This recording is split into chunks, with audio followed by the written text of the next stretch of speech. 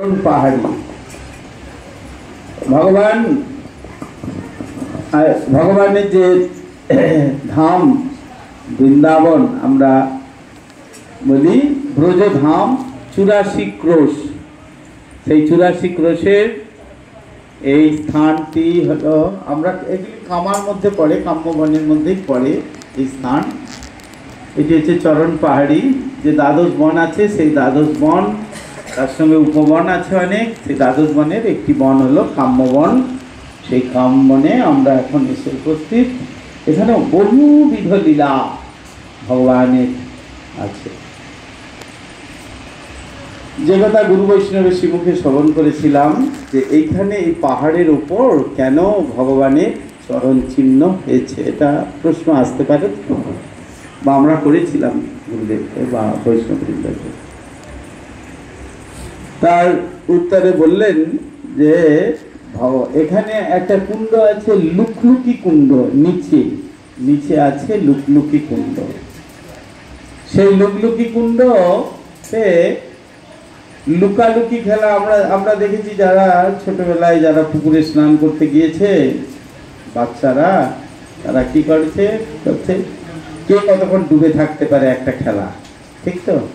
হ্যাঁ, তা আমরা সবাই যেমন করেছি এরকম কৃষ্ণ সখাবৃন্দ সখীবৃন্দকে নিয়ে গোচারণে এসেছেন। অনেকে প্রশ্ন করেন যে গোচারণে এত দূরে কি করে গোচারণে আসবেন, কোথায় এতটুকু বাচ্চা শিশু আর কোথায় গোচারণ করবেন এত দূরে, কোথায় নন্দগ্রাম আর কোথায় কাম্যবন, এত দূরে কি আসতে পারেন?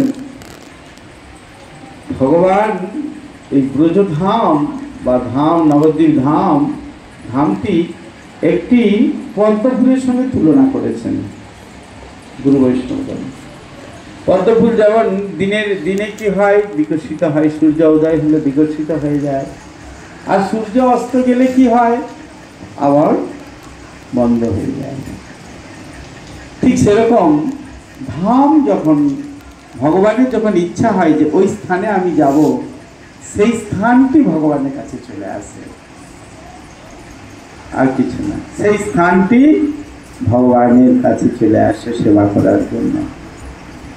ঠিক এখানে এখন লুকিয়ে আছেন সকালে জলের মধ্যে, কে আগে উঠতে, কে কতক্ষণ লুকিয়ে থাকতে পারে, সেই কে কতক্ষণ লুকিয়ে থাকতে পারে, কে কতক্ষণ লুকিয়ে থাকতে পারে করতে করতে এবার সকলে অনেকক্ষণ জলের মধ্যে আছেন। জলে আর কতক্ষণ থাকবেন? কৃষ্ণ কি করেছেন, আর এ করার জন্য ওপরে তিনি লুকিয়ে চলে এসেছেন।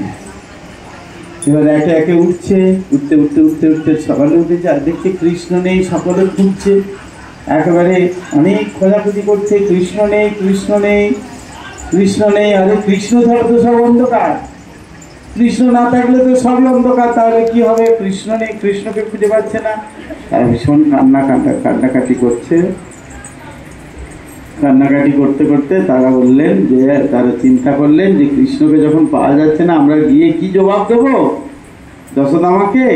তাহলে আমরা এখন সকালে এই কুণ্ডে ডুবে মৃত্যুবরণ করব। আর তারা ডুবে মৃত্যুবরণ করবে, ডুবতে যাচ্ছে। এমন সময়ে কৃষ্ণ এমন বাঁশি, এই পাহাড়, এইখান থেকে পাহাড় থেকে এত সুন্দর একটা বাঁশির সুর করেছেন। আর সেই বাঁশির সুরে, তারা তো জানেন কৃষ্ণের বাঁশির সুর তো তারা জানতেন, তখন তারা কি করলেন, তারা উঠলেন। তারা উঠে কৃষ্ণ তো অন্বেষণ, কোথা থেকে বাঁশির শব্দ আসছে, সেইখানে থেকে অন্বেষণ করতে করতে এইখানে এসে সকালে মিলিত হলেন। আর সেই যে বাঁশির সুর, সেই বাঁশির সুরে, কৃষ্ণের বাঁশির সুরে পাহাড় পর্যন্ত, পর্বতের শিলা পর্যন্ত গলে গিয়ে ভগবান যে দাঁড়িয়েছিলেন তার চরণটি চিহ্ন হয়ে গেছে। কি দক্ষিণ চরণ মনে হচ্ছে, দক্ষিণ চরণ, তাই তো? বাম চরণ, বাম চরণ। আচ্ছা, দক্ষিণ চরণটি এরকম করে আঙুল করে আর এরকম দাঁড়িয়ে থাকে, দাঁড়ান তো, হ্যাঁ, বা কখনো এরকম করেন, তাই দক্ষিণ চরণ, তাই তো? দক্ষিণ চরণটি পুরো দেখা যাচ্ছে। গরুগুলি এসেছে সেই বাঁশির সুরে, শব্দ শুনে সেই গরুর খুরের চিহ্ন হয়ে গেছে। আর ডান চরণের অর্ধেকটি হয়েছে, তাই এই বাম চরণের অর্ধেকটি হয়েছে। আমরা সেই থেকে এই স্থানে গুরু বৈষ্ণবগণ আসেন, তারা হরিকথা বলেন, কীর্তন করেন, নাম করেন। এটি ব্রজচূড়া শীতর্ষের মধ্যে একটি বিরাট বড় স্থান। আগে হেঁটে হেঁটে আসতে হতো, এখন সরকার সুন্দর ব্যবস্থা করে দিয়েছেন, বেশি হাঁটতে হয় না। ওপরে অনেক নিচ থেকে অনেক সিঁড়ি, অনেকগুলি সিঁড়ি আছে, বড় বড় ধাপ। আগে অনেক কাঁটা কাঁটা ছিল, এখন এই নতুন সরকার সমস্ত কিছু গভর্নমেন্ট তারা করে ট্রাস্ট বানিয়ে সুন্দর করে মন্দির সাধুদের থাকার ব্যবস্থা করে দিয়েছেন। এখানে তখন ফাঁকা জায়গায় পড়েছিল এই চরণ চিহ্ন, এত খুব সুন্দর করে এটি করেছে। যাই হোক, আমরা এখানে সকালে প্রণামী দিয়েছেন তো?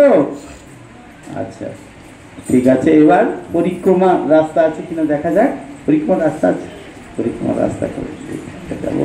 বা এখানে যে শিব বিগ্রহ আপনি প্রতিষ্ঠা করেছেন, আচ্ছা, এই বাবারা আছেন, এই বাবারা খুব সুন্দর করে শিব বিগ্রহ, নিশ্চয়ই বোঝা যাচ্ছে আমাদের রাধাকুণ্ডের আশ্রিত, হ্যাঁ, বাবাজি মহারাজ, তাই তো? বাবা অনন্ত বাবার আশ্রিত উনি। আর খুব সুন্দর শিব বিগ্রহ প্রতিষ্ঠা করেছেন, যার দর্শনে হৃদয় বিগলিত হয়ে যায়।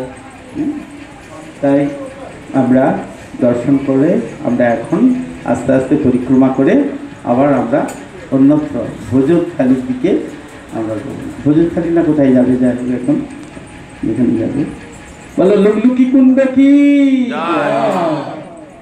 সেই কুণ্ডেরও কত সৌভাগ্য যে ভগবান সেখানে লুকিয়েছিলেন।